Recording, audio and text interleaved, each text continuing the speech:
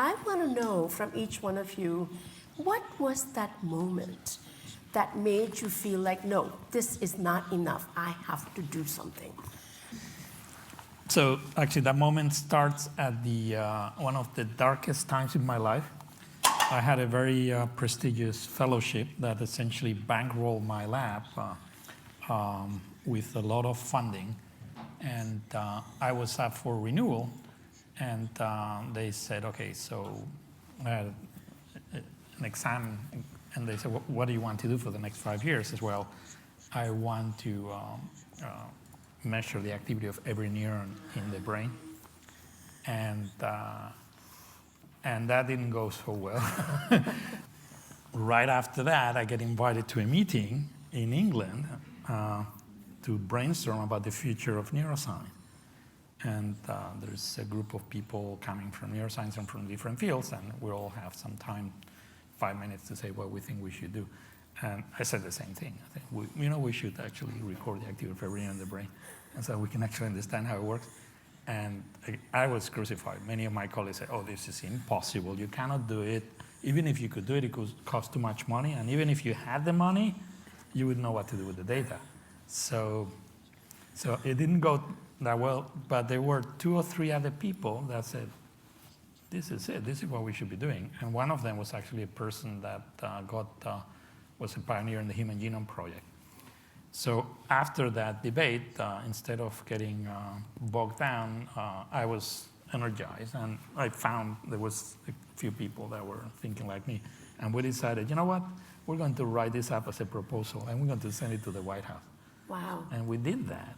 And under President Obama and the Office of Science and Technology Projects liked that proposal, and they invited us over. And that led to a series of 6 meetings over a period of a year and a half.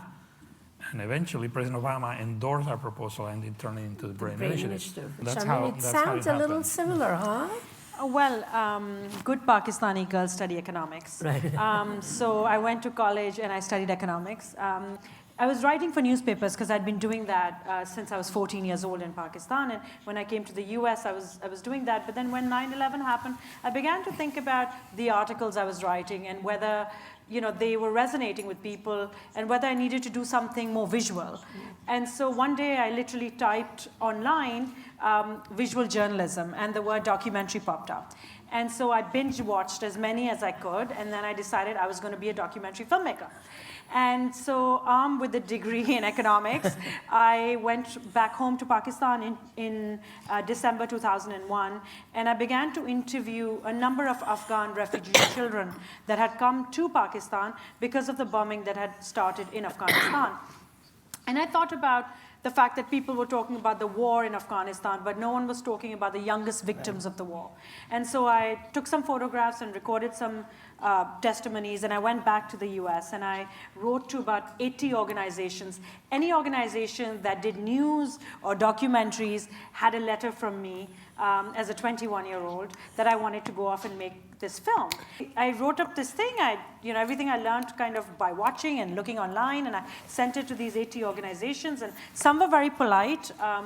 That you're 21, you have a Pakistani passport, you want this money, you don't have any kind of filmmaking background. No OPT. No, not, so, but then I thought to myself, you know what, there's got to be someone is going to give, like something's going to happen. So one day I emailed the president of New York Times, as one should do, and sent my proposal. And then about 15 minutes later, I got a response back saying that, send me more details. And I did. And then I was invited to New York, bought my first suit and got on an Amtrak train and arrived at the New York Times and made this pitch about this film.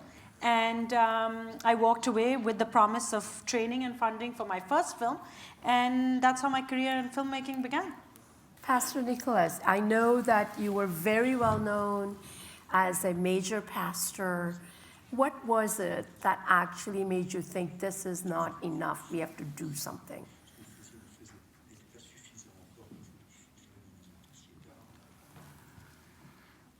Chaque personne a un arrière-plan.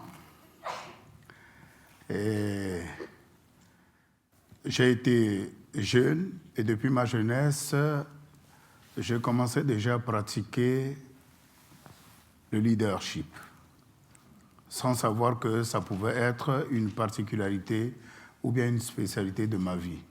So I do have a background, and ever since I was very young, I did practice leadership, not knowing that in the future it will come up to something. Partout où j'allais, dans les mouvements de jeunesse, on faisait de moi un leader. Everywhere I went for youth movements, I was the leader. I was made the leader. J'ai été jeune chrétien I was a young Christian, et plus tard, après mes études à l'université, j'ai opté pour répondre à l'appel de Dieu et devenir pasteur. and then after my studies at university, I elected to answer the call of God and have this career as a pastor. Et pendant ma formation théologique, j'ai appris ce que c'est que la guerre religieuse. And during my studies in theology, I learned what is religious war. Et dans mes autres formations, j'ai appris le leadership transformationnel. And in my other training and studies, I learned what is transformational leadership. Et tout ça, c'est la théorie. And all of this is theory. Mais il fallait que ça devienne une pratique. But all of that needed to be put to practice. En tant que pasteur, je dirigeais des communautés. As a pastor, I did lead communities.